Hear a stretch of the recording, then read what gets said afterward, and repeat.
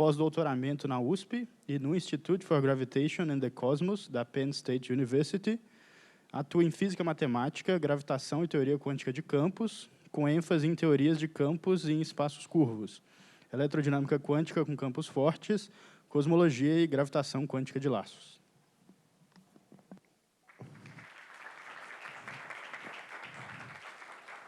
Bom, obrigado pela apresentação e bom dia a todos. Obrigado também pelo convite para apresentar aqui.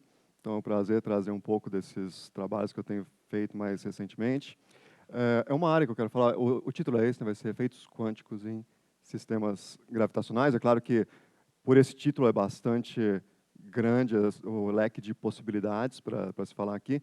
Então, eu queria começar, na verdade, a apresentação fazendo uma introdução. Essa área tem sido chamada de fenomenologia da gravitação quântica, essa da qual eu quero falar.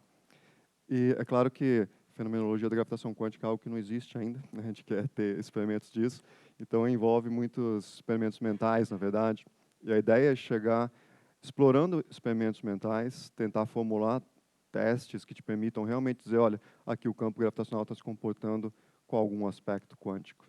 E é uma área que realmente ela é feita, está sendo desenvolvida com experimentos mentais e com modelos fenomenológicos para tentar chegar a um entendimento de o que pode ser gravitação quântica, quais são os conceitos básicos necessários para isso, quais são as técnicas matemáticas que você vai precisar para isso, mas começando realmente construindo a partir de coisas mais simples para mais complexas, em vez de partir de teorias completas e ir descendo para certos contextos mais específicos. Então, essa é a ideia. Eu queria começar falando bem dessa ideia geral disso, e eu vou estar interessado principalmente nessa ideia de usar mecânica quântica combinando com gravitação em energias baixas. Então, eu queria discutir um pouco os regimes onde você pode discutir situações em que efeitos quânticos se combinam com efeitos gravitacionais, tentar delimitar onde eu quero focar dentro desse contexto mais geral, e depois entrar nos detalhes disso, com alguns experimentos que são explorados nessa área. Tem dois tipos de experimentos que têm atraído muito interesse. Um deles é sobre desse tipo de coisa aqui, produção de emaranhamento por interação gravitacional. As pessoas às vezes chamam esse experimento mental de BMV, por causa dos autores. Eu vou comentar sobre isso. E depois também outro tipo de efeito que atrai bastante interesse, essa noção de processos com ordem causal indefinida. Quando você tem superposição de geometrias, a noção de causalidade muda, não é mais a que a gente tem em relatividade geral. E a questão é, o que substitui essa noção de causalidade que a gente tem na realidade geral? Então, eu quero falar um pouco sobre isso. Tem um processo que é o mais simples exemplo de processo com ordem causal indefinida, que é chamado de quantum switch. Então, eu quero descrever o que ele é e depois dar dois exemplos de implementações em experimentos mentais, é claro, mas para ter uma ideia de como fisicamente essas coisas podem ser entendidas. No estilo da apresentação, eu quero realmente passar as ideias principais, situar num contexto mais geral, mas eu não vou entrar tanto em detalhes técnicos disso, mas eu quero deixar essas ideias claras e o que essa área explora, porque é uma área que também não é tão conhecida assim, são trabalhos mais recentes, de 2017 para cá, né, é uma área que recentemente, tem alguns consórcios sendo montados que trazem gente de informação quântica para estar em contato com grupos de gravitação quântica e coloca esse pessoal para discutir o que pode ser a matemática e o tipo de experimento onde você pode ver gravitação quântica. E é bem interessante ver essas reuniões, porque até para chegar numa linguagem comum do pessoal de informação quântica com o pessoal de gravitação quântica, foram discussões e mais discussões até que as pessoas pudessem entender o que uma falava que era evento, que a outra falava que era evento. Tem coisas bem básicas para você esclarecer. Então, eu quero dar uma geral nisso aqui, beleza? Esse vai ser o plano. Então, eu queria começar dando uma introdução, falando primeiro quais são esses regimes que você pode se interessar em explorar. Então, tem uma primeira situação que você pode pensar em efeitos quânticos e efeitos gravitacionais se combinando, mantendo o campo gravitacional clássico, mas pensando qual que é o efeito desse campo gravitacional clássico num certo sistema quântico. Então, você pode pensar em matéria quântica se propagando num certo campo gravitacional clássico. O campo gravitacional você pode apresentar ou com um tensor métrico, ou você pegando o limite de campo fraco por um certo potencial newtoniano. E aí dentro tem também algumas variações. Primeiro, esse regime aqui, quando você pensa em um sistema quântico e um potencial newtoniano, esse é o mais simples de todos. Você pega a equação de Schrödinger e inclui simplesmente um termo de energia potencial mφ, monta a equação de Schrödinger e resolve isso. Se estiver na superfície da Terra, você vai ter um MGH para resolver. É facinho de resolver, você faz isso no curso de graduação. E daí você pode explicar quais são os efeitos que aparecem desse termo gravitacional para uma partícula não relativística. Essa parte é bem entendida, porque analiticamente ela é bastante simples, é claro, de resolver, só que também tem experimentos feitos que observam esses efeitos. Então, isso já é entendido e comprovado experimentalmente. Essa parte é bem entendida. A gente pode, daí aumentando um pouco, né, a complexidade, vamos dizer assim, essa parte de sistema quântico em espaço curvo é uma situação um pouco diferente, onde a gente, em vez de só colocar essa energia potencial gravitacional como um termo na equação de Schrödinger, a gente pensa agora em um efeito de dilatação temporal, como que ela age num sistema quântico. E tem uma noção bem natural de que ele vai ter um efeito não trivial no sistema quântico, porque você pensa num sistema quântico estendido espacialmente, se você estiver no espaço curvo, o tempo flui de maneira diferente em cada ponto do espaço, e daí isso deve afetar como a função de onda evolui com o tempo. A ideia é que, se ela tiver, então, graus de liberdade internos, é o que a Madalena Zik, que trabalha muito nessa área, ela fez doutorado em Viena, ela chama de um relógio quântico. O relógio quântico é simplesmente um sistema quântico não relativístico com graus de liberdade interno, só que com uma dinâmica descrita em um espaço-tempo curvo, levando em conta a dilatação temporal. Quero comentar um pouco sobre isso. Isso aqui ainda não foi observado, mas tem alguns métodos matemáticos para descrever isso que não são muito complicados, você consegue entender analiticamente, mas ainda não tem observação de superposições, de dilatações temporais, que seria o tipo de coisa para ser estudado aqui. Agora, esses dois primeiros regimes, a gente está pensando ainda em sistemas quânticos não relativísticos, simplesmente sentindo o campo gravitacional. Só que você também pode pegar uma escala de energia mais alta e ver sistemas relativísticos, aí pensa em altas energias. E daí tem esse regime que também é estudado há muito tempo, né, tem mais de 50 anos, que é o regime da QFT em espaços curvos. Então, daí você tem esse efeito de produção de partículas em espaços-tempos cosmológicos ou perto de buracos negros, enfim, isso aqui é radiação Hawking, é bem conhecido, esse tipo de coisa. Já é um efeito de altas energias, mas levando em conta também um background clássico. Esse é o primeiro terreno. Aqui a gente está simplesmente mexendo em gravitação clássica. Então, né, não está acontecendo a gravitação ainda, mas já tem efeitos combinando. Daí o que acontece? Você pode também pensar, talvez isso não baste. Aí já entra uma pergunta, que é, será que realmente é preciso quantizar o campo gravitacional ou não? Tem gente que acha que não, mas enfim, talvez seja necessário. E nesse caso, ainda dá para distinguir dois regimes que são explorados, que são realmente estudados, né? Então, tem um primeiro aqui, que você pode pensar em ainda fazer QFT em espaços curvos. Só que daí o campo que você quantiza num certo background clássico é o campo do graviton, então é parte do campo gravitacional. Você quebra o campo gravitacional em dois pedaços, aí um fica clássico e o outro você fala, não, vou quantizar só essas perturbações aqui em cima e estudar consequências dele. Esse regime é bem entendido, a gente consegue fazer QFT em espaço curvo, então tem a teoria matemática para fazer isso. E tem, inclusive, aplicação em teoria inflacionária, então você sabe que tem produção de ondas gravitacionais durante o regime inflacionário. Existe uma esperança grande de se detectar essas coisas na polarização da SMB num futuro, né, próximo.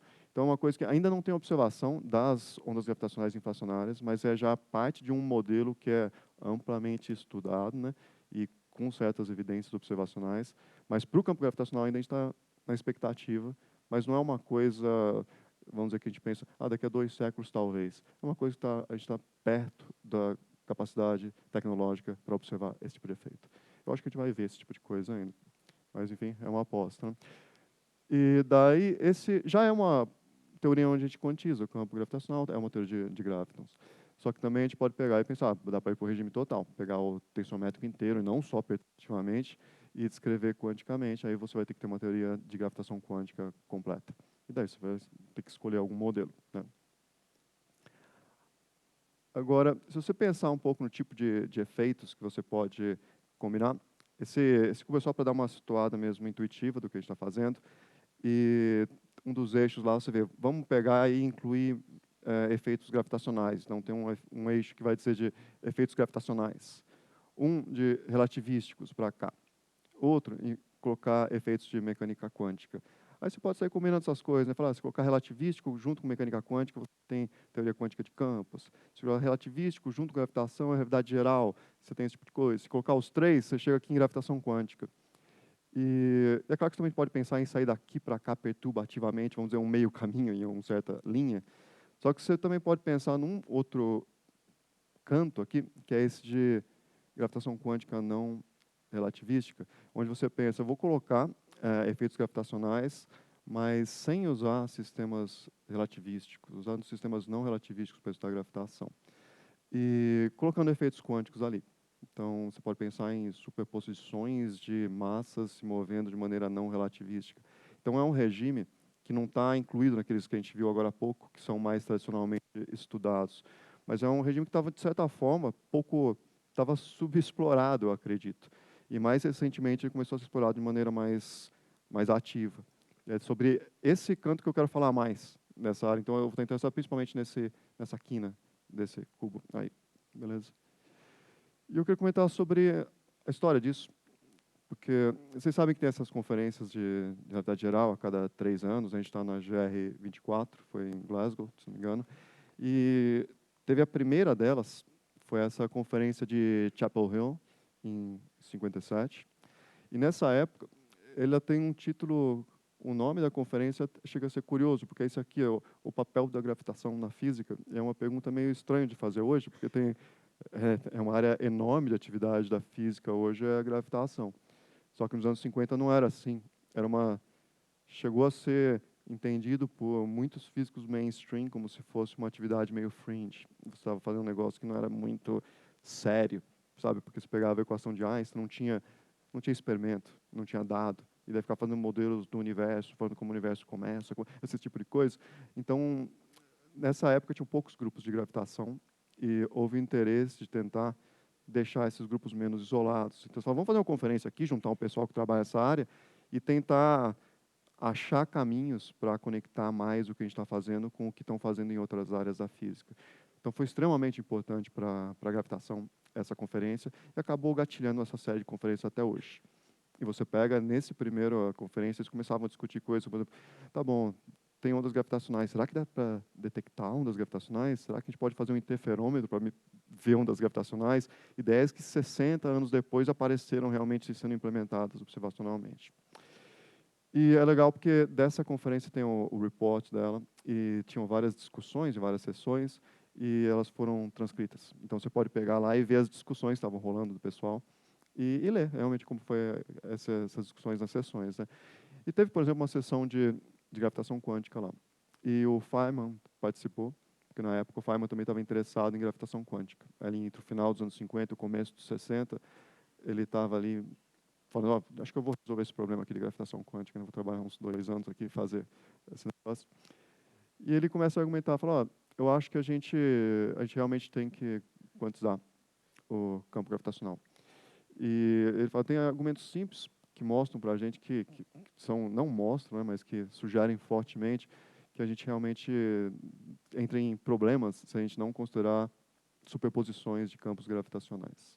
E ele fala, oh, vamos tentar explorar isso com alguns exemplos simples. Ele fala de um exemplo bem simples aqui, ele sugere essa discussão, fala, oh, pega aqui uma partícula de spin meio, aí separa num Stern-Gerlach, ela pode ir para cima ou para baixo, e vamos montar aqui um experimento que se essa parte aqui que veio para cima, ela pode puxar uma outra bola aqui, massiva, um pouquinho por um lado, se ela vier aqui para baixo, a bola é puxada um pouquinho para o outro lado. Então ele fala, considera um sistema desse aí, que ele está falando nesse próximo. Aí tem uma parte do experimento dele que não colocaram no desenho lá, mas falou, considera que tem uma outra bola massiva. Tem essa primeira que foi colocada numa superposição de posições devido à montagem do experimento correlacionando a posição dessa partícula de spin meio com a massa um pouco para cima ou com a massa um pouco para baixo. Agora pega e coloca uma outra massa ali perto que sente o efeito dessa primeira. Então, em vez de ter só essa, coloca uma outra aqui que não está desenhada, mas imagina ela. E daí ela vai sentir a atração gravitacional dessa primeira massa aqui. O que acontece com ela? E a ideia é, ela vai sentir, vão ter duas possibilidades. Ela vai sentir interação com uma massa um pouco para cima ou um pouco para baixo. Então ela vai sentir não um campo newtoniano definido, mas uma superposição de 2 campos newtonianos. Então uma situação extremamente simples, onde pode aparecer alguma coisa que ele dizia, isso para mim é gravitação quântica, é a coisa mais simples possível. E é um efeito que a gente pode deixar ele acumular no tempo. E daí se deixa acumulando no tempo e tenta ver quais são as consequências desse experimento para medições nessa outra massa aqui. Daí tem essa pergunta. Ele fala, ó, me parece que uma situação dessa deve ter uma certa amplitude quântica associada a configurações do campo gravitacional. E ele tem esse comentário depois que a ideia desse experimento não era assim, ele não está pegando isso aí para falar, ó, esse aqui é o caminho que a gente tem que seguir para fazer exatamente esse caminho, não é necessário. Mas essa postura, ele sugeria como sendo um caminho que poderia ser muito proveitoso para a área. Chegar e falar assim, ó, eu acho que esse aqui que é o problema, a gente ainda não tem os experimentos, só que a gente podia pegar, e que nem toda a área da física faz, você vai lá, considera certas aplicações específicas, estuda aquele problema, calcula o resultado e fala, ó, tem que dar isso se o modelo for esse, tem que dar isso se o modelo for esse. E daí você vai, alguém algum dia vai conseguir medir isso, e você pode dizer assim, ó, meu modelo prevê isso, você observou isso, então está certo ou está errado. Ele dizia, esse é um caminho que a gente pode explorar e que vai conectar mais a nossa área com as outras áreas da física. Essa é a sugestão dele. Enfim, se alguém fizer um experimento, a gente pode checar, mesmo que ainda não tenha sido feito hoje. Então tá, ficou esse negócio aí em 57, né, ter essa discussão. Eu recomendo fortemente a leitura disso aqui, desse report. É muito divertido ler isso aqui, a discussão toda que ele tem.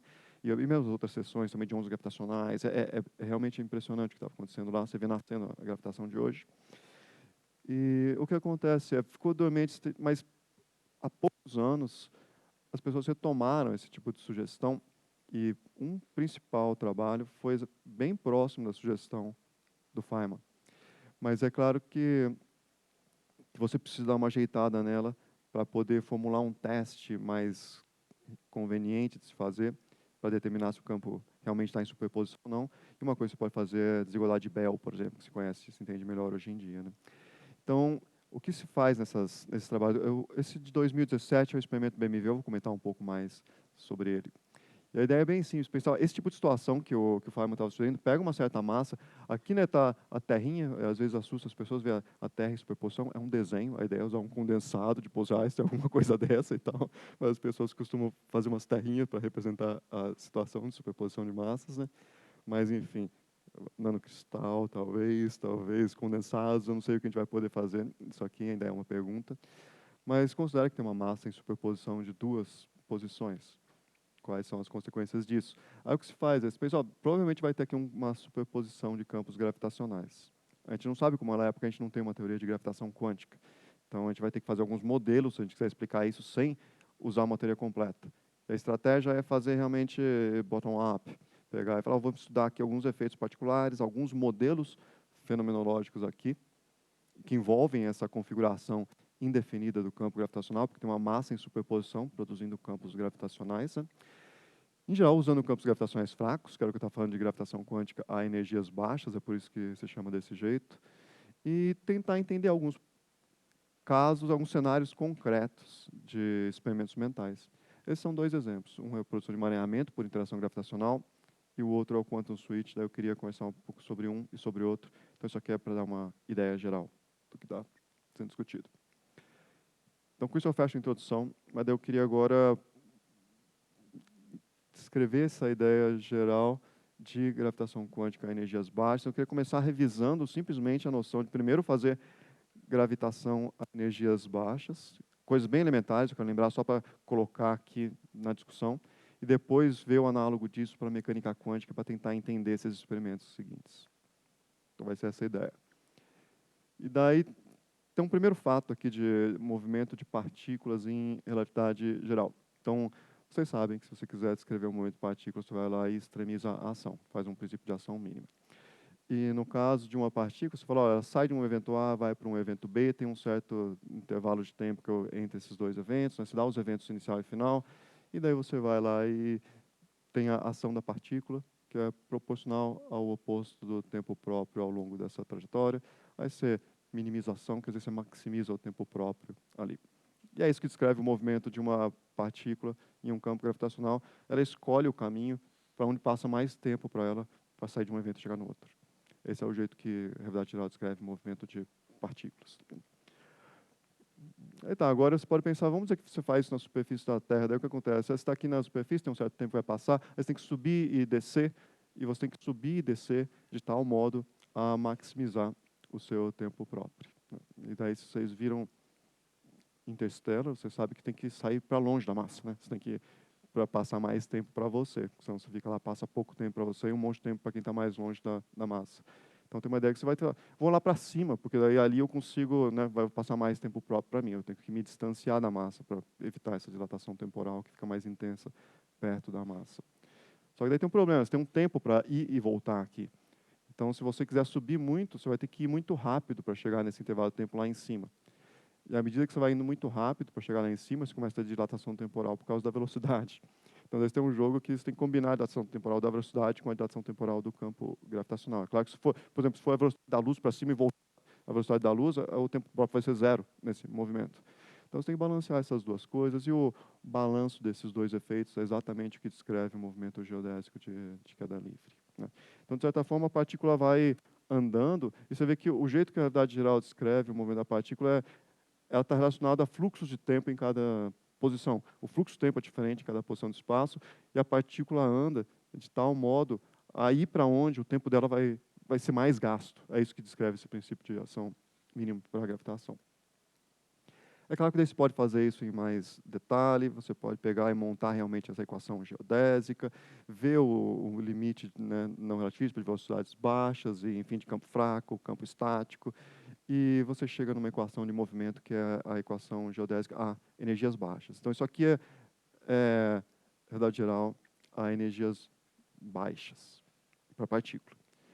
Mas daí sai uma equação que você vê como uma equação exatamente para aceleração, e daí você pode comparar com a equação de Newton, né, com realmente a força gravitacional aparecendo aqui, e você vê que, comparando as duas, você é forçado a interpretar o potencial newtoniano como uma parte do componente G00 da métrica. Então, quer dizer, o que a gente chama de potencial newtoniano, na verdade, é uma coisa que descreve como que o tempo passa em diferentes regiões do espaço, e a razão porque aparece uma força associada a isso para escrever muita partícula é simplesmente porque ela procura a região onde passa mais tempo para ela. Então, isso aqui é coisa básica, só estou trazendo mesmo a imagem, mas daí eu queria ver o que acontece se você pensa que essa mesma imagem, e daí olha o que acontece para um sistema quântico, porque isso aí é o efeito de dilatação temporal para o movimento de uma partícula clássica. Agora, suponha que você não tem uma partícula clássica mais, mas pensa no mesmo tipo de coisa, quero ver uma partícula quântica se movendo nesse regime. Então, você começa assim, ó, primeiro pensa nela livre, daí tem o Hamiltoniano para ela lá, incluir a massa de repouso é uma constante, no caso de mecânica quântica não relativística. Mas está lá, esse termo de energia. E daí tem o termo cinético. Aí você fala, beleza, agora eu tenho esse movimento da partícula, pensa nessa função de onda da partícula. É claro que ela se refere à evolução ao fluxo de tempo, que no caso, né, de mecânica quântica relativística vai ter um tempo global ali. Só que se você tiver um tempo que depende de onde você está, e você tem uma partícula extensa, cada pedaço da função de onda vai sentir um fluxo temporal diferente. E é natural você esperar que a evolução dela dependa do fluxo temporal próprio em cada ponto ocupado por cada pedaço da função de onda. Suponha que você faz isso. Você fala, realmente a evolução, na verdade, é em relação ao tempo próprio, e não em relação ao tempo de coordenada, porque não faz sentido a coisa depender do tempo de coordenada se você está num espaço-tempo curvo. E vai para o regime de energias baixas, onde a gente vai ter uma relação entre tempo próprio e tempo de coordenada, que é dado exatamente por G00. A gente vê que G00 é o potencial newtoniano. Então, tem uma relação aqui de θ dt. Eu posso pegar essa equação e escrever como sendo IH del tal, na verdade. E daí, se eu quiser fazer uma transformação faço del t dt de tal, eu tenho a transformação aqui. O que acontece se você junta o efeito de ação temporal com a função de onda evoluindo com relação ao tempo próprio? Aí acontece uma coisa familiar. Essa correção que vem do φc ao quadrado, você multiplica por esse aqui, que vai aparecer a hamiltoniana vezes esse fator de correção. Aí aparece exatamente aqui um termo de potencial gravitacional na equação de Schrödinger. Então, quer dizer, é simplesmente se você pensar na equação de Schrödinger com um termo de energia potencial, é exatamente a situação análoga a ver, no caso de partícula, incluir efeitos de dilatação temporal. Só que a gente está incluindo esses efeitos agora na equação de Schrödinger, que o tempo passa diferente em cada pedaço dela, e isso acaba sendo embutido, esse efeito, num termo potencial na equação. Beleza? Então, isso aqui é o que acontece se a gente tem esse potencial newtoniano simplesmente escrevendo dilatação temporal na evolução da função de onda.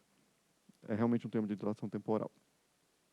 Isso pode ser estendido. Esse é o efeito mais básico de todos. Mas você pode pegar, em vez de pegar a equação de Schrödinger, Você pode pegar o Klein-Gordon, você pode pegar a Dirac. Em vez de olhar só o limite newtoniano, só o G00 no espaço-tempo, também você pode pegar correções pós-newtonianas. Tem muitos mais parâmetros que você pode colocar. Então, você pode ver ordens maiores. Aquilo é só a primeira correção. Mas, enfim, dá para fazer isso. Eu tenho uma referência que eu coloquei que ele faz isso em mais detalhe, né?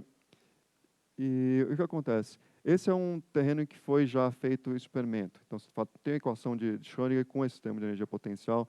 Aí, o que acontece? Você pode fazer, por exemplo, interferometria. Esse aqui é um experimento bastante famoso, chamam de CAL, por causa de Colella, Overhauser, Werner. E aqui é um experimento em que você tem um certo nêutron, daí você separa ele em duas trajetórias.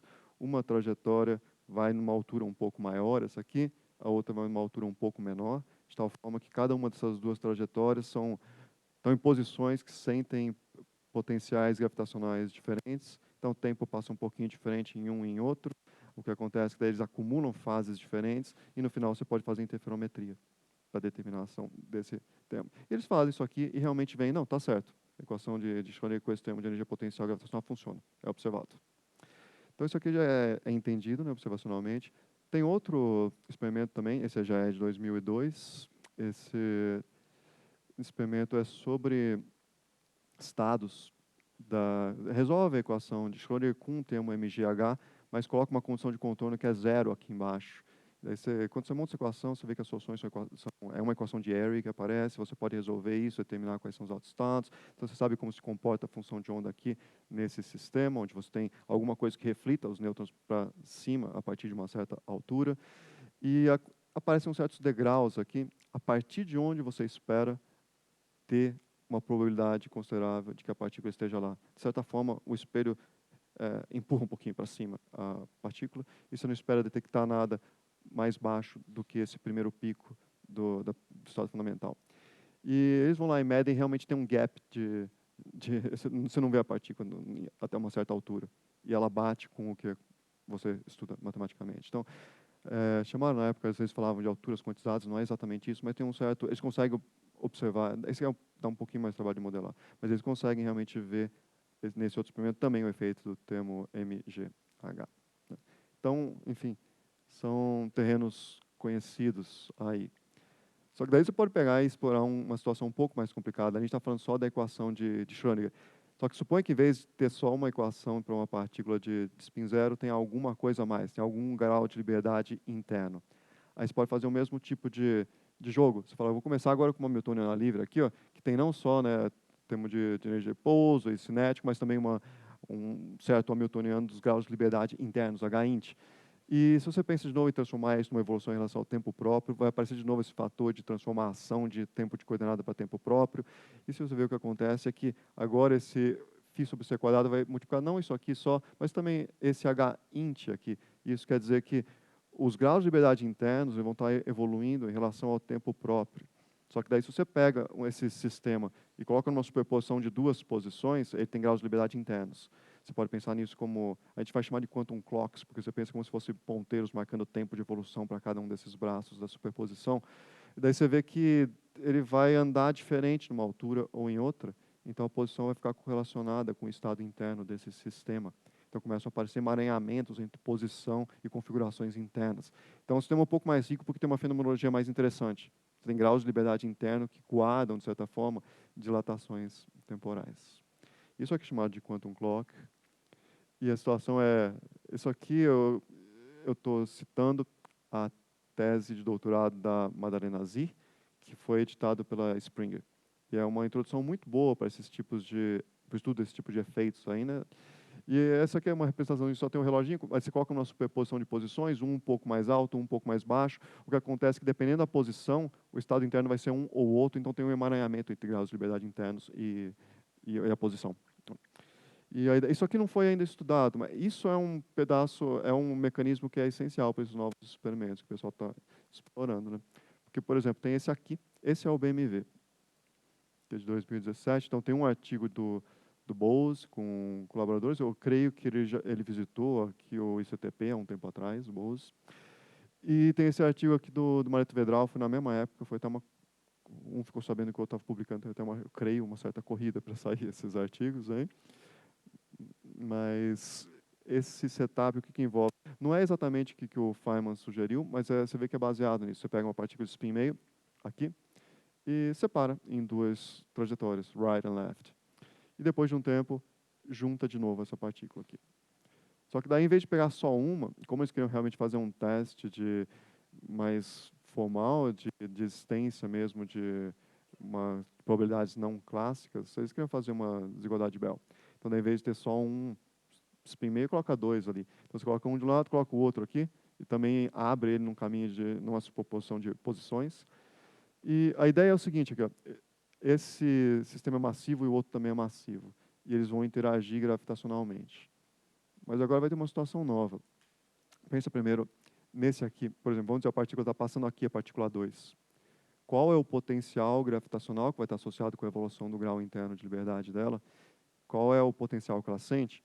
E daí depende. Se a primeira está aqui, tem uma distância d. Se a primeira está ali, tem uma outra distância. E como o potencial vai depender da distância, ela sente uma superposição de potenciais gravitacionais, pelo menos é o que se supõe que vai acontecer nesses artigos.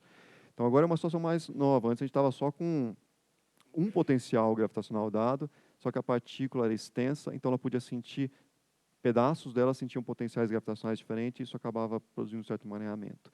Aqui tem uma coisa que está num nível, já um passo além. Não é que tem um certo potencial gravitacional definido, o próprio potencial já vai estar numa superposição quântica.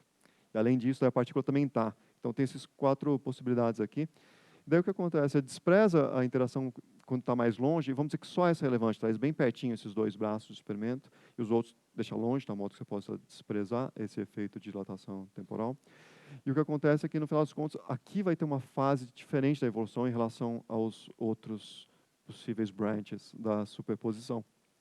E quando você junta de novo essas partículas lá no final, essa evolução diferente acaba ficando guardada nos graus de liberdade de spin. E acaba que eles ficam emaranhados aqui no final, o spin do 1 e o spin do 2. E daí você pode pegar e ajustar, né, cozinhar lá um pouco os parâmetros, de tal modo a que tem uma correlação, que tem um emaranhamento que viola as desigualdades de Bell. E você vai lá e, a princípio, você poderia testar isso simplesmente medindo spins. Quer dizer, isso seria um teste de gravitação quântica com medidas de spin, simplesmente usando o Stern-Gerlach. É claro que daí você vai ter que ter uma precisão, porque você vai ter, a coisa depende de quanto tempo passou. E daí você vai ter que manter uma superposição quântica de posições, duas delas, na verdade, por um tempo suficiente para construir essa fase que é necessária para você poder observar. E esse é o problema, esse é o desafio. Depende da massa, você tem que tirar uma massa considerável em superposição por um tempo considerável. Mas a ideia é, se você puder fazer isso, você consegue, a partir dessa medida de spin, realmente falar, olha, eu estou, por uma interação gravitacional, produzindo emaranhamento. E campos clássicos não produzem emaranhamento. Então, é um argumento bem direto, falar, isso me mostra que essa interação intermediária, ela não pode ser clássica, porque senão não teria como produzir emaranhamento. Esse, esse trabalho chamou bastante atenção. Eu acho que foi ele que gatilhou muita atividade na área, porque daí, depois que faz um desses, daí você começa a querer fazer o seu exemplo também, né? Você começa a ficar brincando um pouco com as possibilidades, superposições e de interações, porque esse é só um primeiro exemplo. Você pode pegar agora um monte de sistema e começar a pensar em como fazer realmente superposições que levem a alguma coisa que viola a mecânica clássica. Então, tem muita atividade nisso. E um outro tipo de efeito que começou a ser estudado nessa direção são esses processos com ordem causal indefinida. Então, esse é outro tipo de efeito, e a ideia é que ele está ligado à possibilidade de que a estrutura causal do espaço-tempo tenha superposições, porque a geometria pode estar em superposições. Então, eu queria contar um pouco a história dessa ideia, como que ela se desenvolveu. As duas estão relacionadas, mas não é a mesma coisa. Isso aqui é uma coisa bem esquemática, mas é uma ideia sugerida pelo Lucien Hardy. Ele é um pesquisador de Limiter, que mexe com essa área também. E ele tem um trabalho de 2006, onde ele começa a introduzir as ideias de causaloides dele. E a ideia que ele introduz é o seguinte, né? Quando a gente compara realidade geral e mecânica quântica com a mecânica clássica, em cada caso a gente tem tipo, ele chama de uma propriedade, uma característica mais radical e uma conservadora em relação à mecânica clássica. Se você pega a mecânica quântica, ela tem uma estrutura causal pré-fixada. Você chega e fala, olha, estou, por exemplo, no espaço de Minkowski, ou eu estou aqui num certo espaço-tempo newtoniano. Você fala o que é a estrutura causal e depois você começa a estudar processos em cima disso. Só que os processos são probabilísticos. Então, dessa parte seria a parte radical e a outra parte mais conservadora que se mantém uma estrutura causal pré-escolhida para descrever o sistema. Só que daí, enquanto a gente olha a relatividade geral, ela é determinística, tem equações de campo, que nem tinha equações de Maxwell, beleza, agora tem equação de Einstein, é o mesmo tipo de matemática que você usa nesse caso, só que você não tem uma estrutura causal pré-determinada, ela vai depender da configuração das massas para saber como são os cones de luz e o que pode acionar o quê. Então, esse é outro, cada uma vai para uma certa direção. E daí o Radis pergunta, se eu quiser fazer gravitação quântica, eu vou ter, de certa forma, comparar, vou ter que juntar essas duas características radicais, que vai ter que virar probabilístico, só que também a estrutura causal não vai ser uma coisa que eu vou chegar lá e escolher e deixar ela predeterminada. E ele disse, a gente precisa de uma matemática para escrever processos probabilísticos sem ordem causal determinada. É uma sugestão bem vaga dele, é só para motivação geral ele fala, talvez a gente, antes de mexer com gravitação quântica direto, a gente precisa desenvolver alguma matemática que sirva para estudar processos probabilísticos sem ordem causal determinada. Essa foi a sugestão dele. É um problema matemático descrever esse tipo de coisa, ele coloca. E ele começa a seguir um certo caminho, mas daí outros pesquisadores seguiram outros. E esse aqui eu vou comentar um pouco dos trabalhos do Oreshkov, que mexe com essas matrizes de processo, que foi um tipo de formulação para falar sobre esses processos com ordem definida.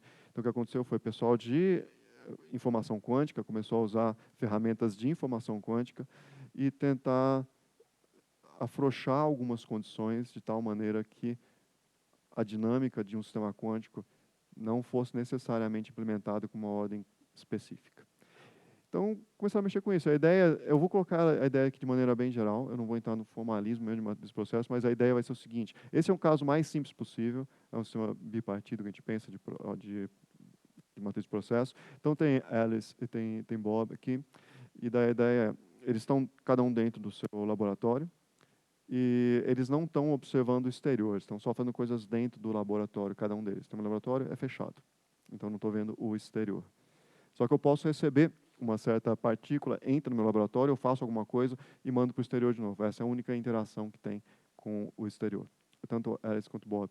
Daí as interações são descritas por negócios chamados Quantum Instruments, que é uma linguagem usual de informação quântica, e daí você pode pensar o que significa um processo ter uma ordem definida. Daí acontece o seguinte, dentro do laboratório aqui a gente pensa que é mecânica quântica, tem um quantum instrument que pode ser aplicado, tem uma operação que pode ser aplicada nesse sistema target que está passando ali, você aplica A, Alice, Bob aplica B, e se o mesmo sistema vai de um laboratório para o outro, tem duas possibilidades, assim, fica ou primeiro a operação A é aplicada, depois a B, ou primeiro a B, depois a, então é uma coisa bem trivial. São os dois possíveis modos de combinar essas operações A e B para ter uma composição das duas. Então tem duas ordens determinadas. Agora, nessas linguagens, tanto do Kiribela quanto do Oreshkov, são dois formalismos desenvolvidos para isso, matriz de processos e supermaps, e que é exatamente pelos títulos aqui vocês veem, né, que são como estudar processos quânticos sem especificar uma certa ordem. Aí o que acontece, pode ter uma situação que tem um certo bit aqui, esse bit de controle, ele vai, em gravitação quântica, a ideia seria que ele representaria o campo gravitacional quantizado, com certas superposições de geometrias. Aí vamos dizer, tem um bit de controle lá, pode ser que quando ele está no zero, as operações A e B são aplicadas numa certa ordem. Quando ele está no estado 1, é aplicado em outra ordem. Aí você coloca esse bit de controle numa certa superposição, o que acontece? Aí vai ter alguma coisa desse tipo aqui. Alice faz A, Bob faz B, só que o resultado dessas operações deles num certo target no sistema em que eles estão agindo não é necessariamente uma coisa ou outra. Pode acontecer primeiro A, depois B, primeiro B, depois A, essas duas coisas entram em superposição. Isso é o que é chamado de quantum switch. Esse é o processo mais simples, com ordem indefinida, estou colocando como um exemplo mesmo, tem coisas bem mais complexas. Né?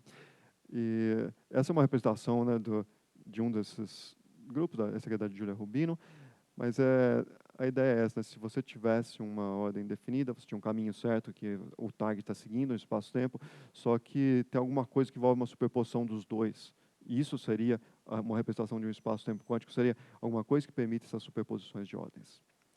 Tem um formalismo para isso, que são essas matrizes de processo, e, de modo geral, eu estou colocando o exemplo mais simples possível, só que, de maneira completamente geral, tem o formalismo de matriz de processo, e você pergunta como que você entende a matriz de processo de maneira bastante geral. Você pode pensar de maneira concreta, assim, ó, se tiver um circuito quântico, isso aqui é uma ordem definida. Você fala, ó, tem essa operação, depois essa, depois essa, depois essa, e tem uma sequência de passos onde você implementa essas coisas. E essas de matriz de processo, de maneira completamente geral, você consegue interpretar o resultado da ação de matriz de processo, combinando alguns gates básicos, como uma superposição de vários circuitos quânticos. Em vez de ter só um circuito quântico, AB ou BA, você pode fazer uma superposição de circuitos quânticos e o resultado disso é o que a matriz de processo descreve. É essencialmente isso, em termos mais concretos, né? Enfim, isso aqui é mais para ilustrar. Essa é a matriz de processo para o Quantum Switch. Você pensar um certo objeto que tem 2 slots, você joga A e B para ele, ele diz como você combina A e B numa operação que vai ser aplicada sobre esse target system e que depende da configuração de um bit de controle. Isso é o que entra no lugar de um certo circuito quântico.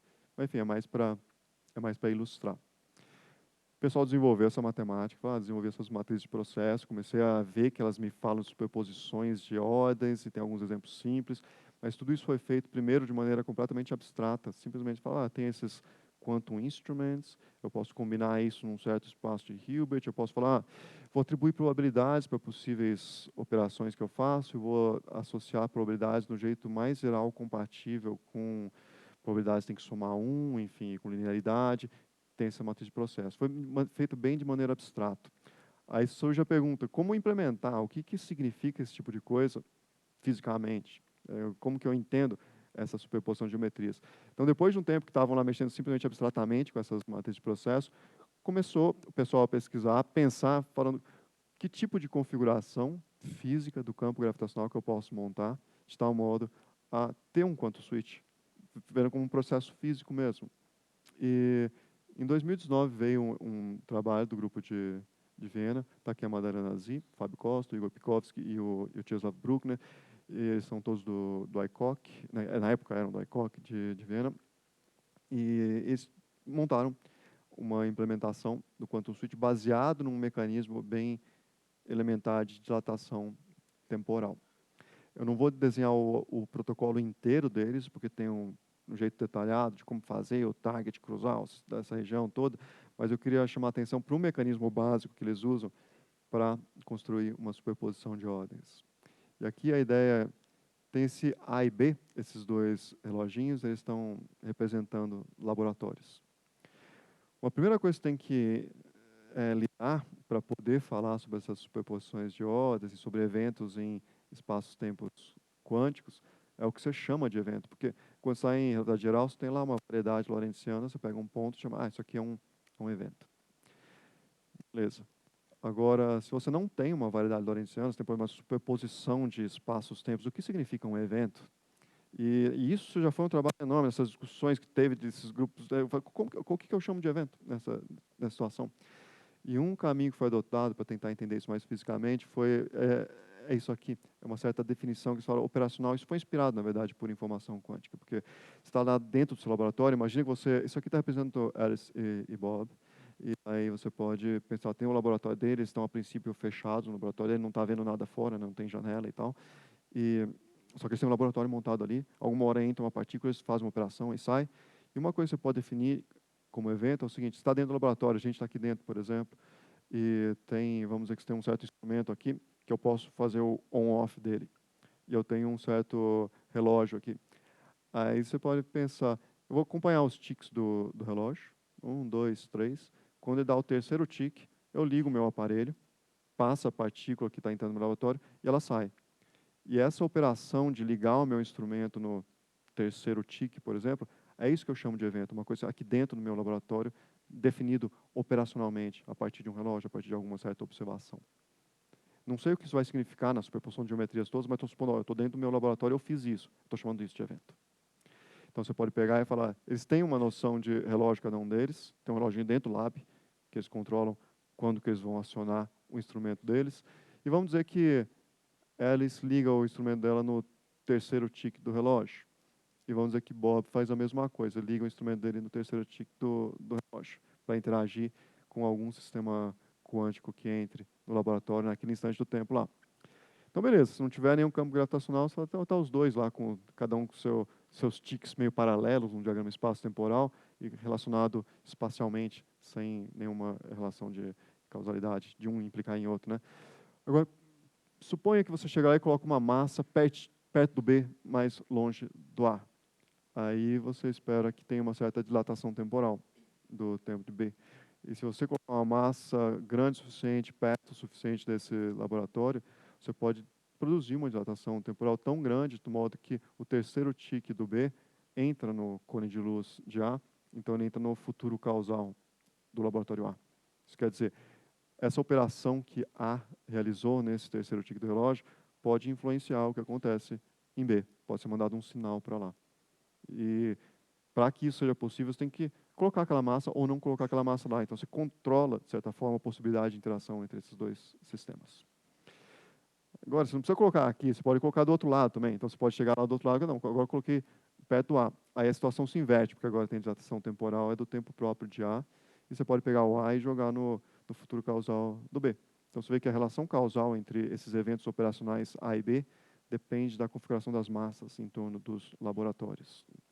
E aí tudo é clássico. Mas daí o que se perguntaram nesse trabalho foi, mas e se eu não deixar as massas assim, numa posição definida, eu chego, coloco numa superposição dela estar aqui ou aqui. Então, agora eu pego a massa e exploro essa ideia de falar, coloca a massa numa superposição disso e daquilo. Qual que é o resultado disso? E daí a ideia vai ser, a hipótese é, se ela estiver aqui, B está no futuro de A, se ela estiver aqui, A está no futuro de B. Simplesmente porque as massas criam essa superposição de geometrias. Então, esse é um mecanismo básico, essa variação da dilatação temporal devido às superposições de massas é um mecanismo físico básico que eles estão explorando para tentar montar uma flutuação de estruturas causais. E, enfim, isso aqui eles exploram nesse contexto. Tem um protocolo inteiro de como mandar o target lá e tal, mas, enfim, esse é o mecanismo básico de como fazer essa superposição. Agora, eu vou falar de um outro protocolo, esse é o primeiro protocolo. Agora, quando você compara o jeito que isso foi feito, e compara com o formalismo mesmo de matriz de processo, por exemplo, tem aquela ideia de que você está fazendo essas coisas sem ter informação nenhuma do exterior. Você está dentro do seu laboratório, você não quer ficar se emaranhando com o estado do campo gravitacional fora do laboratório. Só que nesse caso, você vê que como a massa pode estar mais perto ou mais longe do laboratório, em cada um dos dois branches da superposição, na real, tem um campo gravitacional dentro do laboratório que é diferente em uma configuração e na outra. Então, quer dizer, é possível você ler a configuração das massas usando uma balança no seu laboratório.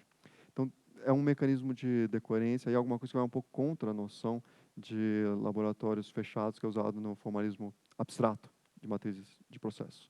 Mas tudo bem, talvez seja uma coisa que possa ser desprezada e tal, mas é um ponto disso aqui. Surge a questão de como implementar a noção de laboratório fechado que é usado no formalismo de matriz de processo, e talvez seja possível ser feito, mas tem a questão de, não é descrito exatamente por isso, porque aqui você consegue ler informação do campo fora do laboratório usando uma balança. E tem uma outra coisa que foi discutida nessa área, esse é um problema, vamos dizer, interno dessa área também, que é uma discussão interna dessa área, que é, tem tipos de princípios de equivalência novos que podem aparecer. Porque quando você pensa numa superposição de massas que a gente tem aqui, aí você fala, tem essas duas posições, e tem um relógio numa posição definida, o laboratório, só que o efeito dessas superposições de posições na evolução do relógio depende só da distância dele a cada uma das duas posições em superposição, né, porque é um potencial newtoniano. Só é D e D' que importa, para saber qual que é o efeito disso sobre o relógio. Mas tem uma outra situação aqui em que a massa está numa posição definida e o relógio está numa superposição de posições. E começa a pergunta de como você pode distinguir essas duas situações. E se você está só lendo o que acontece no relógio, a ideia é, não dá. É o mesmo efeito, porque é só uma superposição de posições relativas. Então, tem Tem certas situações que podem ser consideradas nesse contexto de gravitação quântica e energias baixas que não pode ser, você não consegue distinguir elas. E isso acontece no experimento. Então, a princípio, alguém poderia argumentar de que está tendo, na verdade, você não tem como realmente falar que isso é uma superposição de campos gravitacionais, porque talvez seja uma superposição de posições de relógios, você não consegue distinguir isso só pelas observações, mas enfim. E, na verdade, dá mesmo para fazer uma versão do quantum switch, desse que eles apresentaram, usando a massa numa posição definida, mas usando... Precisa de uma noção nova, que é a noção de eventos operacionais delocalizados. Mas é possível implementar isso mesmo num campo gravitacional definido. Isso foi uma coisa que a gente fez. Eu fiz em colaboração com a Natália Moller e com a Bruna Sato, um tempo atrás. Foi o primeiro trabalho que a gente mexeu com isso. Então, tem uma certa equivalência. Isso motivou um pouco a gente. Daí eu queria escrever um outro protocolo para o Quantum Switch, e daí isso aqui já é propaganda, esse aqui foi o que a gente fez, né? Então, eu agora vou entrar nesse outro protocolo. Mas, enfim, é um outro protocolo para implementar o Quantum Switch, onde você, em primeiro lugar, tem realmente laboratórios que você não tem como ler nenhuma informação do campo gravitacional externo, porque ele está em queda livre, e também, como ele envolve superposição de geometrias que não são isométricas, não dá para falar que isso é equivalente a uma situação em que a massa está numa posição definida. Não. Daí, esse é um trabalho que a gente publicou, foi no ano passado, de novo, com Natália Moller e Bruno Sato, e foi publicado na Quantum, eles chamam Gravitational Quantum Switch na Superposition of Spherical Shells.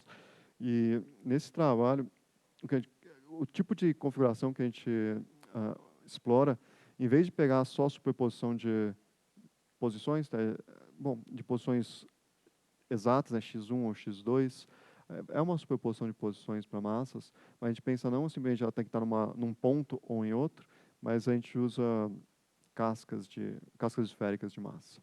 Então, você pode pensar em pegar uma massa e distribuir numa certa casca, num certo raio R.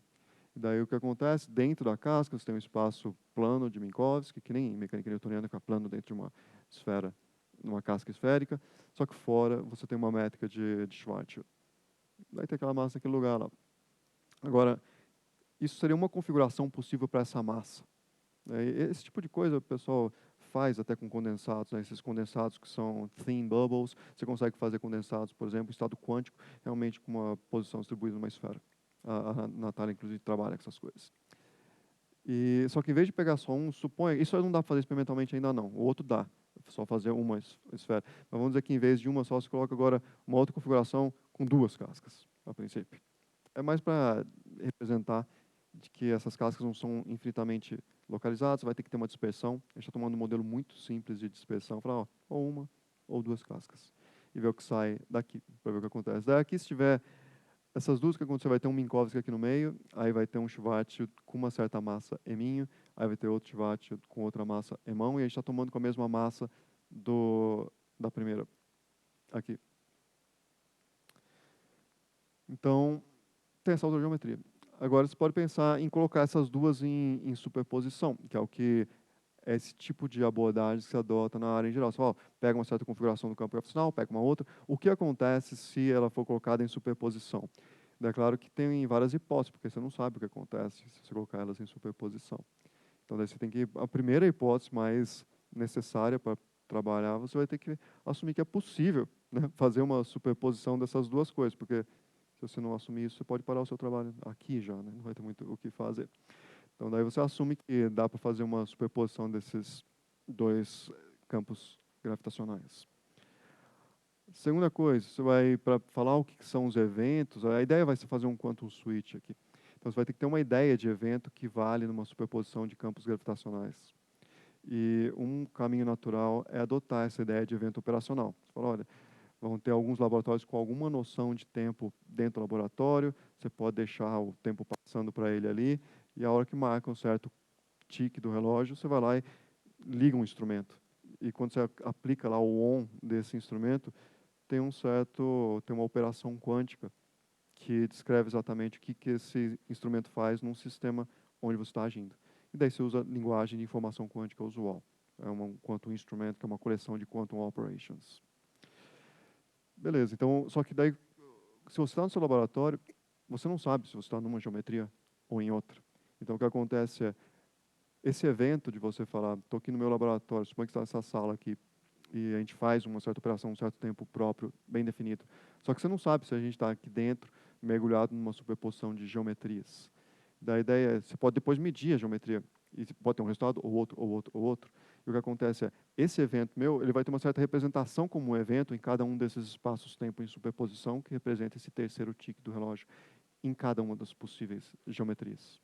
Então, tem uma certa identificação de eventos em diferentes espaços-tempos em superposição. Isso aqui, às vezes, as pessoas na literatura chamam de quantum events, ou quantum coordinates, que em vez de ter um único espaço-tempo, você tem uma família de espaços-tempos que está considerando em superposição, e tem uma lista de um ponto em cada um desses espaços-tempos que representa um certo evento específico, operacional. Ele é uma lista de eventos, um em cada espaço-tempo, só que fisicamente eles são o mesmo. Então, essa é uma definição operacional de eventos. E daí a gente precisa saber como os sistemas evoluem numa superposição de geometrias. É claro que você vai precisar de uma hipótese para isso também. Se tem uma superposição de geometrias, como que um certo sistema quântico evolui, como os graus de liberdade quântica evoluem nessa superposição. E aqui a gente adota uma hipótese bem simples, que é em cada branch, né, em cada ramo da superposição, ele evolui que nem no estado semiclássico correspondente. Então, tem essas hipóteses feitas. E daí, no final, em particular, né, as geodésicas seguem em cada espaço-tempo, como geodésica em um e geodésica em outro, e isso vai ser importante. A imagem que sai disso aqui é algo desse gênero aqui, né? Você tem, fora do raio das duas configurações, né, do raio maior das duas configurações, tem um Schwarzschild de massa M maiúsculo. É a mesma geometria num caso e no outro. Então, se você está aqui fora e você fica se comunicando, tem um laboratório aqui, outro aqui, e vocês ficam trocando raio de luz um com o outro, isso vai ser descrito por relatividade geral.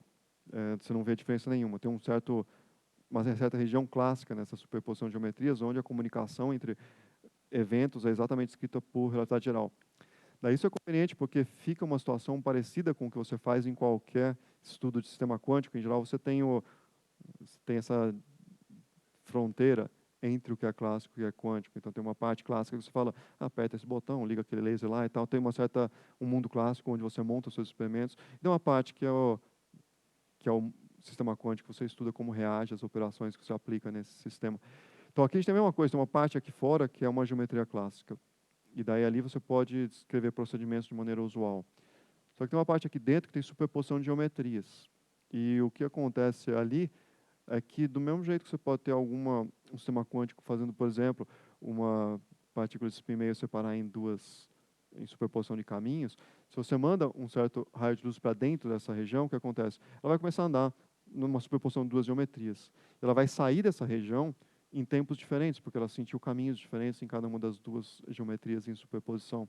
Então, ela entra com uma certa posição determinada, e ela sai numa superposição de posições que foi produzida pela interação com esse sistema quântico aqui dentro, que, no caso, é um campo gravitacional quântico. Essa é a ideia. E a ideia é, você pode ficar jogando coisa ali dentro. Joga, vê como sai, e daí você estuda isso como sendo gates de evolução, e você pode ver o que acontece como resultado dessa interação, como sendo já um modo de você... É um probe no estado quântico do campo gravitacional. Então, essa é a ideia desse protocolo. Eu vou só dar uma sequência de passos aqui, só para dar esquematicamente. Deu um pouco de trabalho para achar configurações onde era possível fazer isso, mas eu vou falar o que foi que a gente achou, só para escrever qual que é o processo. O processo é bastante simples.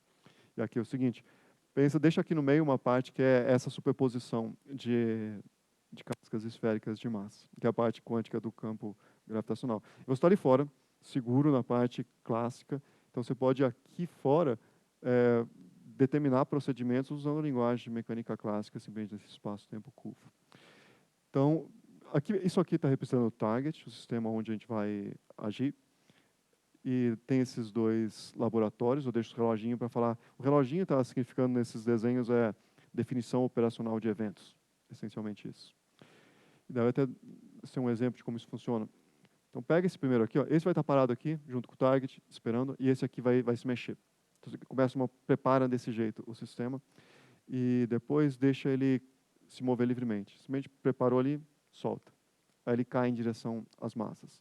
Aqui ele começa a cair do mesmo jeito nos dois ramos de superposição, porque ali fora está com uma geometria determinada, fixa.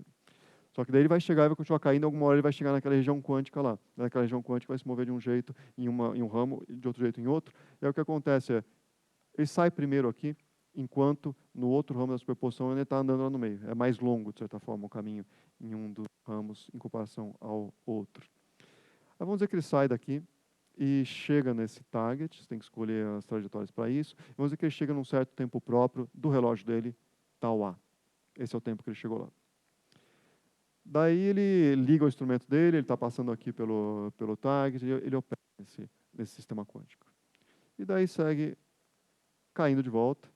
Enquanto isso, o outro que demorou mais para atravessar aquela região central, que é mais longa nessa outra geometria, está saindo também essa outra possibilidade, essa outra parte do Wave Pact.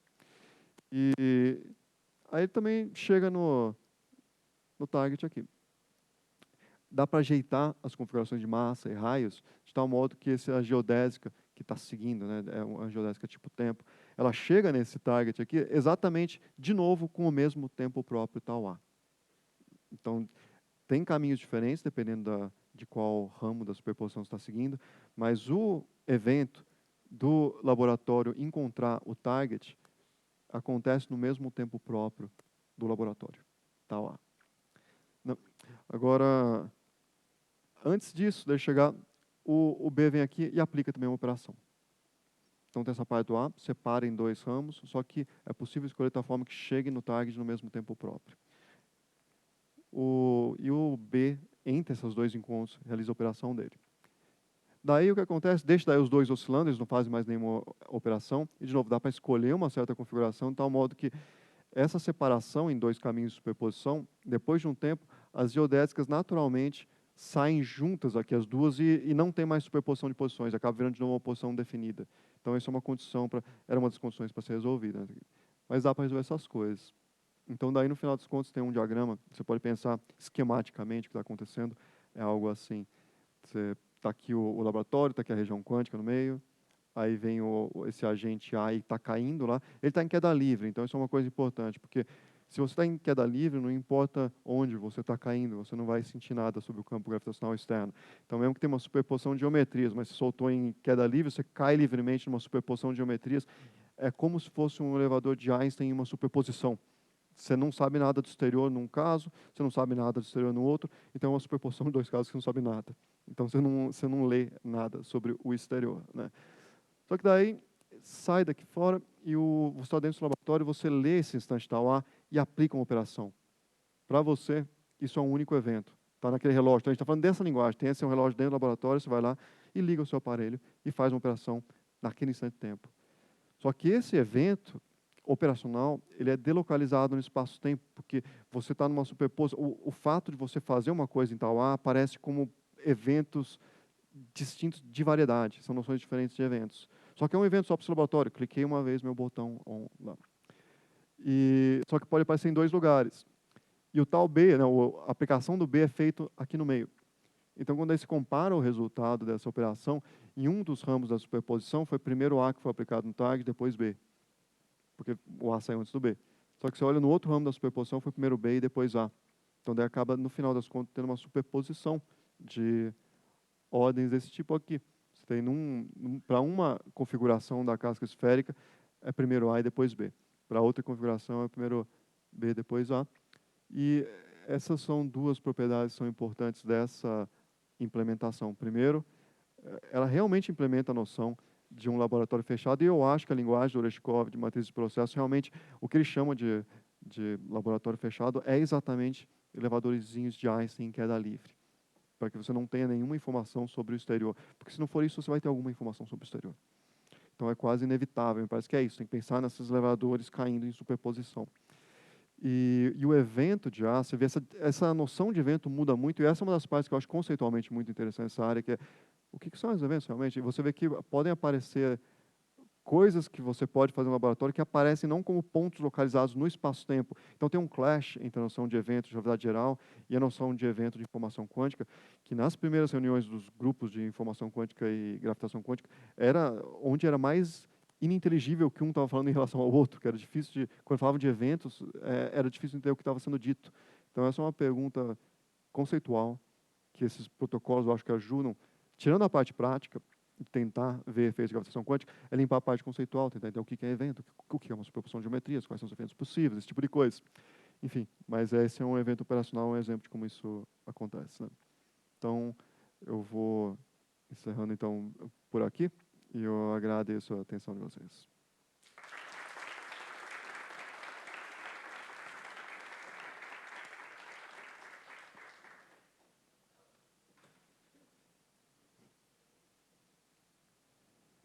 Perguntas?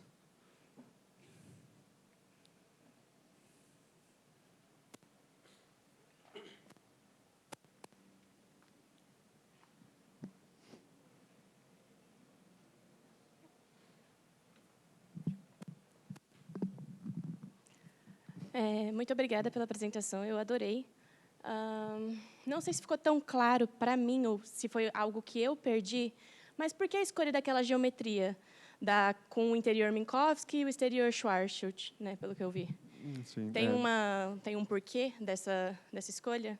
sim, não deu para comentar muito, né, por questão de tempo, mas uma coisa que o primeiro passo que levou para isso, né, tinha aquela implementação anterior, que era do Bruckner com a Z, e por muito tempo, tipo, essa era a única implementação conhecida do Quantum Switch. E daí a gente começou a mexer com isso aqui, né? E uma coisa, nesse artigo que não era tão claro para a gente, quando a gente começou a tentar entender o que estava sendo feito, porque ele começa com uma definição operacional de eventos, fala, beleza, isso aqui eu entendo bem, tem os laboratórios, e tem isso aqui. Só que daí para descrever essas configurações todas aqui, aí era usado um certo sistema de coordenada, para falar, tem uma certa distância de um para o outro, desse para a Terra, e daí esse sistema de coordenadas, de certa forma, era interpretado como sendo estabelecido por um observador no infinito. E esse passo eu estava achando pouco operacional. Não era tão claro para mim como que você poderia montar esse sistema de coordenadas. E daí uma das ideias foi, vamos tentar limpar esse problema, tendo realmente uma região, não no infinito, que a ideia deles é, vamos dizer, o lado clássico da configuração era um observador no infinito. E daí a gente falou, vamos trazer para uma região finita para ficar tipo laboratório mesmo, assim, né? Então, falar, cascas, pode ser, porque a gente consegue delimitar essa influência do campo gravitacional de maneira que ficar do mesmo jeito dos dois. Então, esse foi o principal motivo, na verdade. Entendi, muito obrigada. Muito legal. Mais perguntas?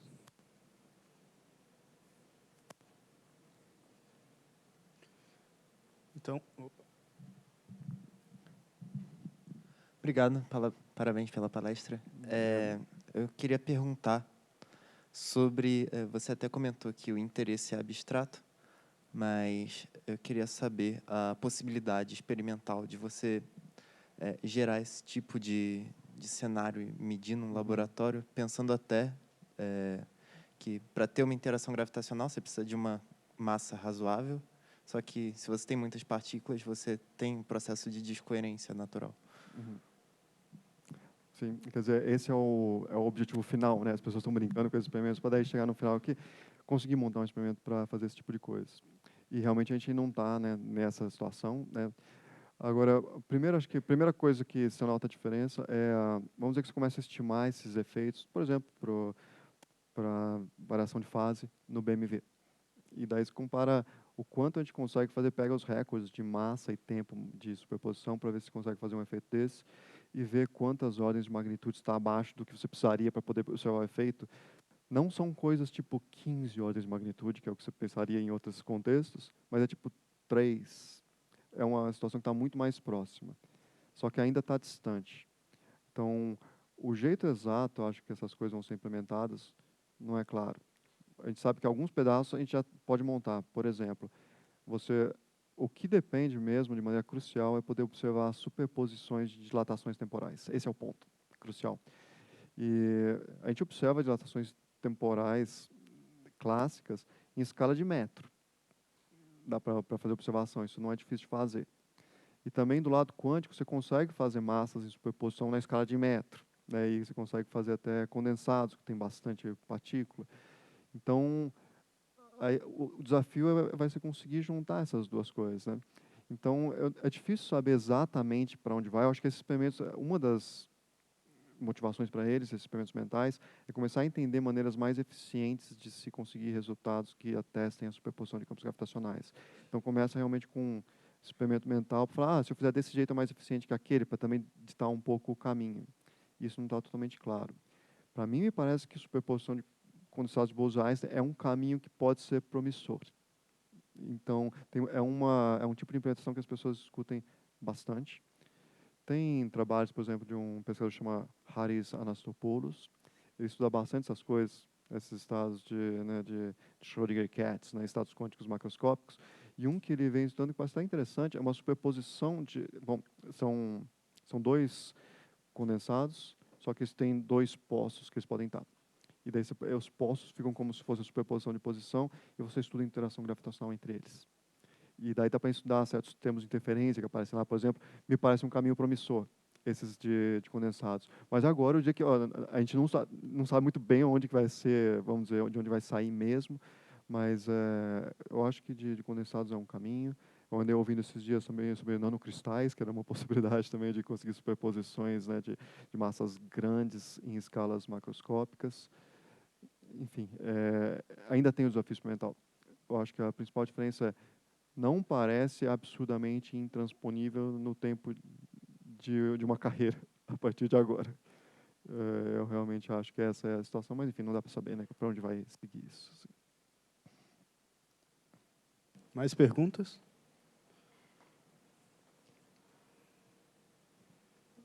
Então vamos agradecer o professor mais uma vez.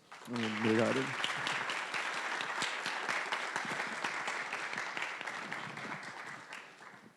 Agora a gente volta 1h30, mas antes um aviso, de novo.